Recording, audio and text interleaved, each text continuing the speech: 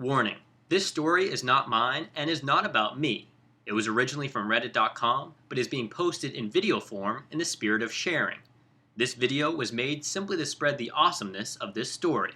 All credit goes to the author, and the link to the story is below. Penpals Part 2: Balloons. A couple of days ago, I posted a story called Footsteps here on No Sleep.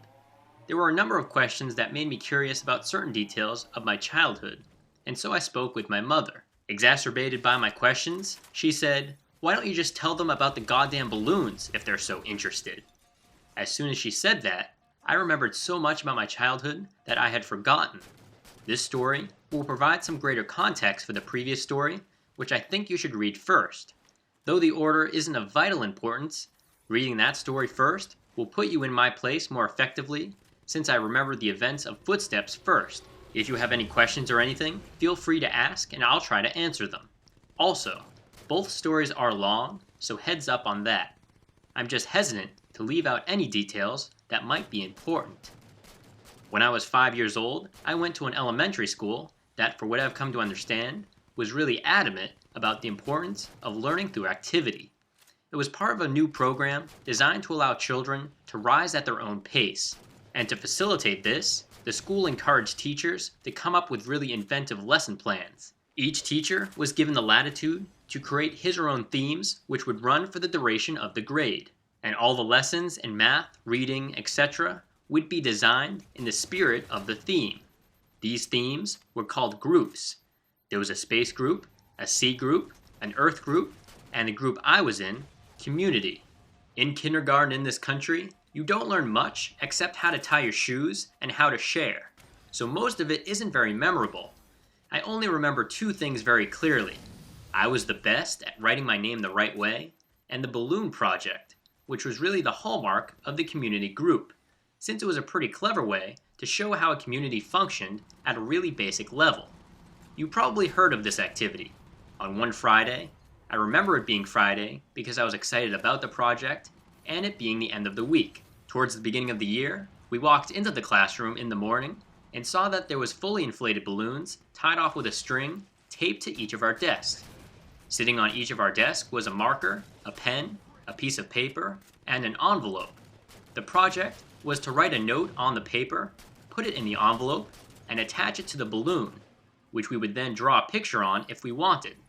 Most of the kids started fighting over the balloons because they wanted different colors, but I started on my note, which I had thought a lot about. All of the notes had to follow a loose structure, but we were allowed to be creative within these boundaries. My note went something like this: "Hi, you found my balloon. My name is name, and I attend blank elementary school. You can keep this balloon, but I hope you write me back. I like Mighty Max, exploring, building forts, swimming, and friends. What do you like? Write me back soon. Here's $1 for the mail." On the dollar, I wrote 4 stamps right across the front, which my mom said was unnecessary, but I thought it was genius, so I did it. The teacher took a Polaroid of each of us with our balloons and had us put them in the envelope along with our letter. They also included another letter that I assume explained the nature of the project in sincere appreciation for anyone's participation in writing back and sending photos of their city or neighborhood. That was the whole idea, to build a sense of community without having to leave the school, and to establish safe contact with other people. It seemed like such a fun idea. Over the next couple of weeks, the letters started to roll in. Most came with pictures of different landmarks, and each time a letter would come in, the teacher would pin the picture on the big wall map we had put up showing where the letter had come from and how far the balloon had traveled. It was a really smart idea, because we actually looked forward to coming to school and to see if we had gotten our letter. For the duration of the year, we had one day a week where we could write back to our pen pal or another student's pen pal in case our letter hadn't come in yet. Mine was one of the last to arrive. When I came into the classroom, I looked at my desk and once again didn't see any letter waiting for me. But as I sat down, the teacher approached me and handed me an envelope. I must have looked so excited because as I was about to open it, she put her hand on mine to stop me and said, "Please don't be upset." I didn't understand what she meant. Why would I be upset now that my letter had come? Initially, I was mystified that she would even know what was in the envelope, But now I realized that of course the teacher had screened the contents to make sure there was nothing obscene. But all the same, how could I be disappointed? When I opened the envelope, I understood. There was no letter. The only thing in the envelope was a Polaroid, but I couldn't really make out what it was. It looked like a patch of desert, but it was too blurry to decipher. It appeared as if the camera had been moved while the picture was being taken. There was no return address, so I couldn't even write back if I wanted to. I was crushed. The school year passed on, and the letters had stopped coming in for nearly all the other students. After all, you can only continue a written correspondence with a kindergartner for so long. Everyone, including myself, had lost interest in the letters almost completely. Then I got another envelope.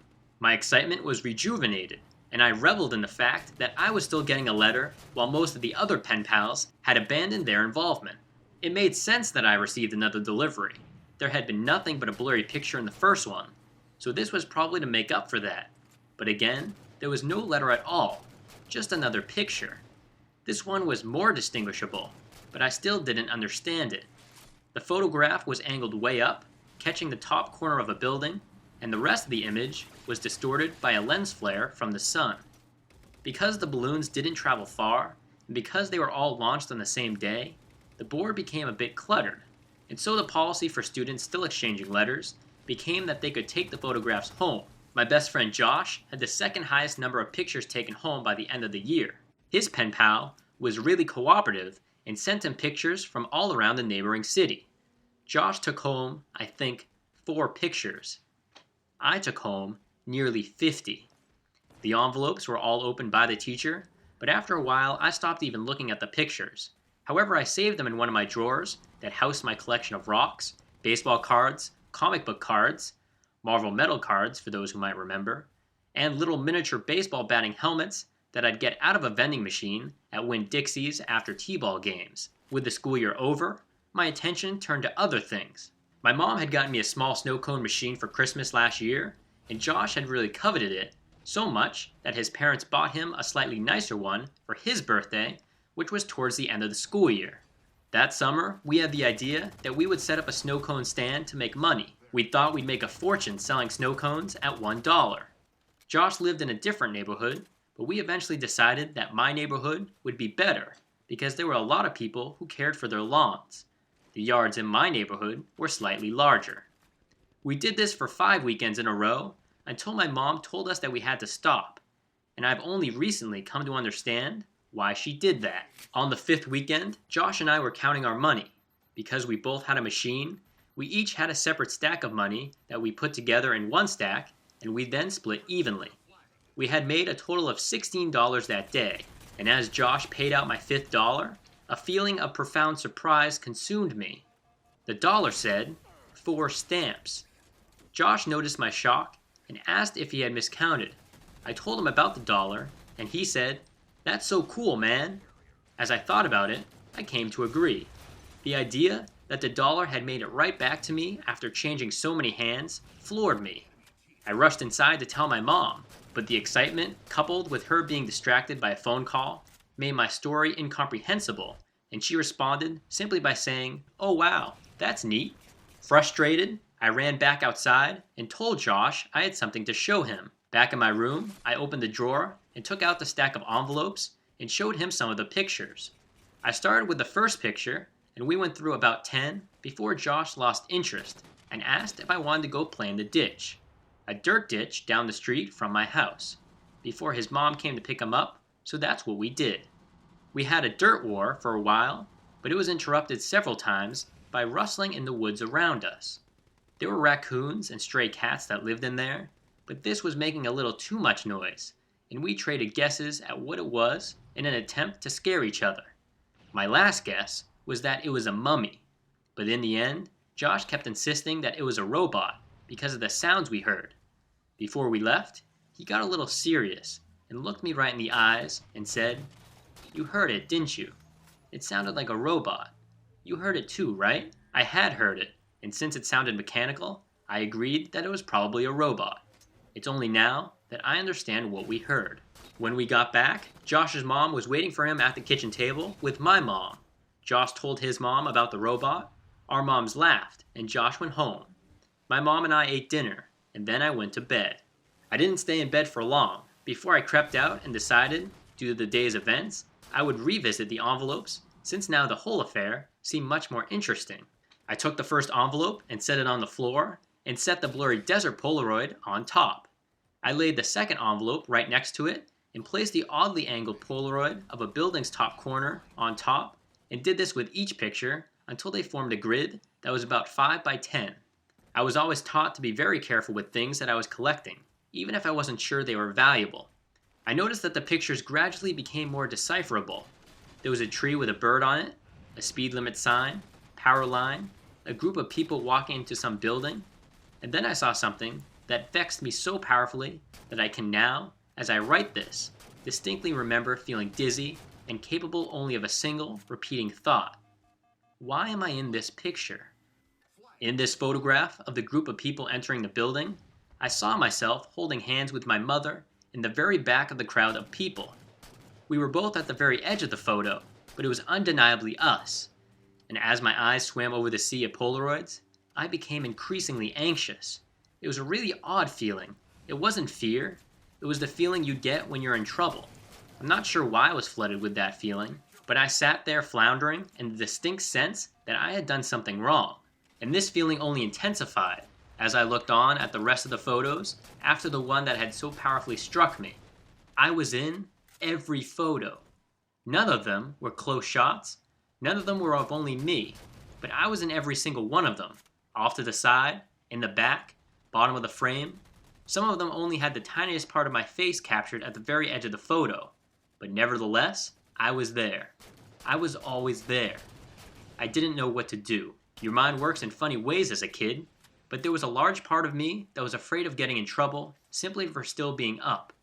Since I already had the looming feeling of having done something wrong, I decided I would wait until tomorrow.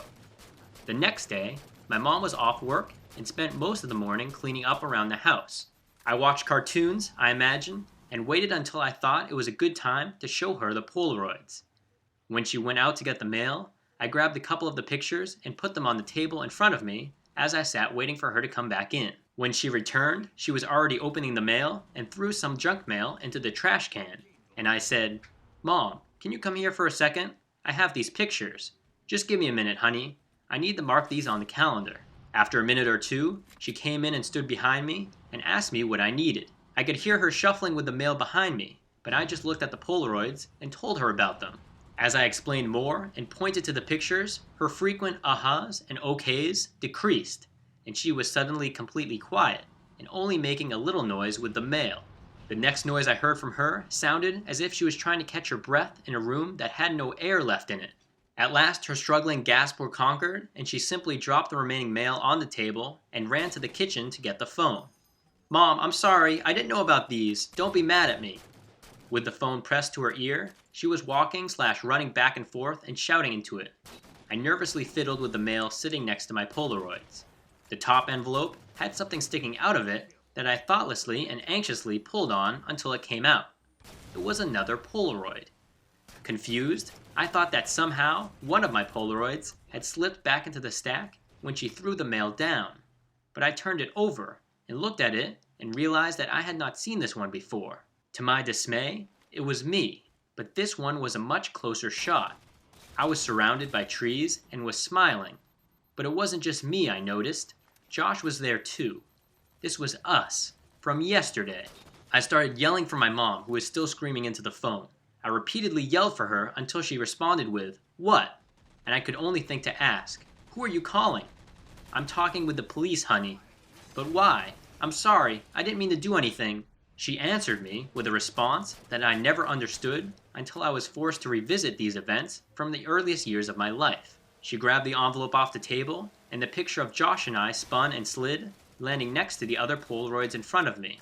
She held the envelope up to my eyes, but I could only look at her and watch as all the color began draining out of her face. With tears welling up in her eyes, she said that she had to call the police because there was no postmark. Edit. For those who wanted more information, you can find it in the next part, Boxes. The end.